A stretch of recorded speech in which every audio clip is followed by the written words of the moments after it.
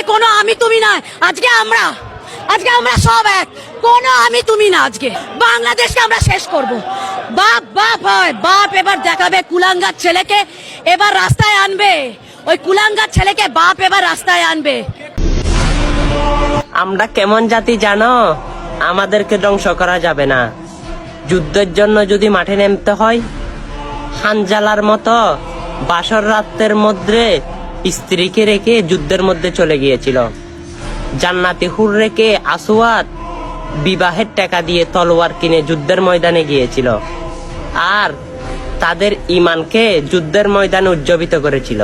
হ্যাঁ, আমাদেরকে এত সহজে ধ্বংস করা যাবে না। একটা কথা মনে রাখবেন, তোমার পূর্বে কিন্তু ফেরওয়ান এসেছিল, সাদগাত এসেছিল, নবুরুত এসেছিল, আরো অনেকেই এসেছিল।